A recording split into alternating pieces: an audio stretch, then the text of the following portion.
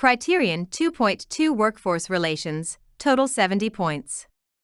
This subcriterion focuses on the importance of fostering a sense of belonging and pride by cultivating positive relationships across all workforce categories by promoting justice, fair treatment, trust, autonomy, and effective conflict resolution.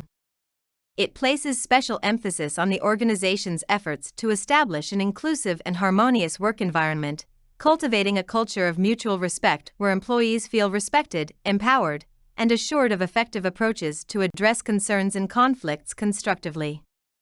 The subcriterion may include the following interrelated elements. 2.2.1 Justice and Fair Treatment, 25 points. 2.2.2 Trust and Autonomy, 20 points. 2.2.3 Complaints and Grievances, 25 points. Let's explore each subcriteria element in detail. 2.2.1 Justice and Fair Treatment, 25 points. This award element addresses the need for participating companies to foster a culture of fairness and justice that are essential for cultivating a healthy and positive work environment, boosting employee engagement, building trust and respect between employees and employers, and ultimately contributing to the overall success of the organization. The promotion of fair treatment and justice can lead to higher productivity and lower turnover rates, as employees who believe they are treated fairly are more likely to go the extra mile in their work. The key focus areas under this subcriteria element that shall be considered when developing the Taqdeer Award submission, based on each participating company's actual systems and practices, may include, but are not limited to: develop and enforce clear and transparent policies and systems related to fair treatment and justice in hiring, promotion, compensation, performance evaluation, disciplinary, etc. Ensure that all employees are aware of the fair treatment and justice policies and guidelines through various communication channels or methods. Ensure fair treatment for all employees in job grades, wages, benefits, and rewards, regardless of their background, gender, race, religion, age, or other characteristics. This is not only the legal requirement but also the basic factor that impacts workforce satisfaction. Communicate organizational values related to fairness and justice clearly to all employees. In addition, leaders are accountable for demonstrating and promoting fairness and justice, and companies encourage interaction with all categories of the workforce with justice, honesty, and equality. In addition, it is very important to ensure fairness when assigning tasks, assessing performance, and providing learning and career advancement opportunities. Finally, regularly assess the organization's culture and practices and audit compliance with fairness and justice principles to identify areas for improvement. To better prepare for the Taqdeer Award submission and assessment, companies shall also try to keep in mind the key elements that the assessors might look for in each subcriteria element.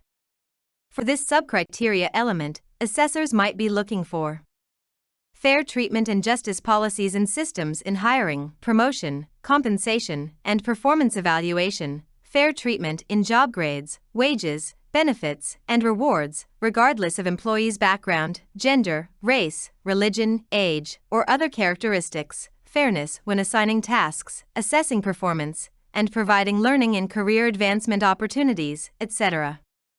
Assessors might ask many questions like: how does your organization ensure fair compensation practices for all employees, regardless of their background?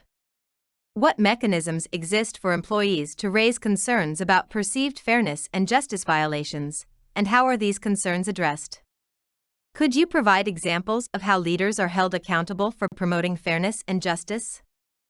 2.2.2 Trust and Autonomy, 20 points. This award element addresses the need for participating companies to foster trust, empower decision-making, unleash employees' full potential, and transform teams into passionate, engaged, and motivated forces.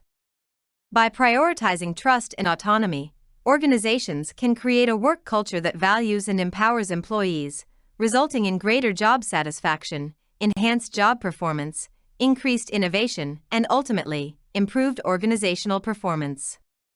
The key focus areas under this subcriteria element that shall be considered when developing the Taqdeer Award submission, based on each participating company's actual systems and practices, may include, but are not limited to: create a positive workplace where employees feel trusted and can exercise autonomy in their day-to-day work environment. Encourage initiative taking and provide individuals with the space to explore, grow, and take ownership of their responsibilities, actions, and consequences. According to Maslow's hierarchy of needs, self-esteem and self-actualization are at much higher levels than physiological, safety, or belonging needs. Balance autonomy with accountability by establishing clear expectations and goals for employees and ensuring they understand what is expected of them. Ensure that delegations are made based on trust and take into account employees' abilities and interests. Managers should not delegate tasks and responsibilities without first ensuring that employees are trained or capable of carrying out the assignment with the necessary resources and support. Acknowledge employees' efforts and contributions to build trust and motivate them to excel. Allow for flexibility in work schedules and arrangements, while also promoting trust-building activities. An increasing number of companies are implementing flex time or alternative working methods to accommodate the diverse needs of their workforce.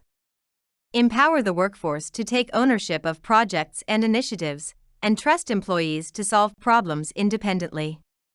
This approach will ease the workload on managers and expedite issue resolution. Leaders serve as role models, demonstrating trust and autonomy principles in their own work and interactions. Finally, regularly review, assess, and adjust employee autonomy based on performance and changing business requirements. To better prepare for the Taqdeer Award submission and assessment, companies shall also try to keep in mind the key elements that the assessors might look for in each subcriteria element. For this subcriteria element, assessors might be looking for workplace trust and autonomy, employee ownership and initiative-taking practices, employee delegation practices, flexibility in work schedules and arrangements, etc. Assessors might ask many questions, like: how does your organization cultivate trust and autonomy in the workplace? What flexibility and trust-building activities are provided in work arrangements? How are employees empowered to take ownership of projects and initiatives? Or, can you give an example of employee autonomy in problem solving and its impact? 2.2.3 Complaints and Grievances, 25 points. This award element addresses the need for participating companies to develop and implement robust systems and processes to promptly and fairly manage workforce complaints and resolve conflicts. This helps create a harmonious and productive work environment while minimizing the risk of legal disputes. Addressing complaints and resolving grievances promptly demonstrates the organization's commitment to its employees, leading to higher retention rates and increased productivity. The key focus areas under this subcriteria element that shall be considered when developing the Taqdeer Award submission, based on each participating company's actual systems and practices, may include, but are not limited to: develop clear policies and procedures for handling complaints and grievances, and ensure all employees are aware of them.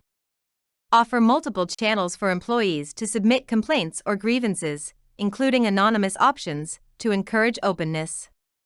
Some of these channels may include email, complaint box, hotline, etc. Appoint a designated and qualified individual or team to receive and handle complaints and grievances. Maintain strict confidentiality when handling complaints and grievances, especially when the complaints are filed by employees against their supervisor or manager. Respond promptly to complaints and grievances, providing a timeline for resolution. Many companies set target timelines to ensure that all complaints and grievances are investigated and handled in a timely manner. Conduct thorough and impartial investigations, gather facts and evidence, and involve relevant parties and witnesses as necessary. Keep detailed complaints and grievance records for transparency and legal compliance. Use mediation or alternative dispute resolution methods when appropriate, as many complaints can be easily resolved through open communication. Provide regular updates to complainers to keep them informed of progress. Ensure resolutions are fair, consistent, and aligned with organizational policies and values. maintaining positive connections with employee representatives, and implementing preventive measures to reduce complaints and grievances. Prevention is always better than reaction. Periodically analyze complaint data to identify trends and recurring issues and improve the relevant policies, processes, and systems.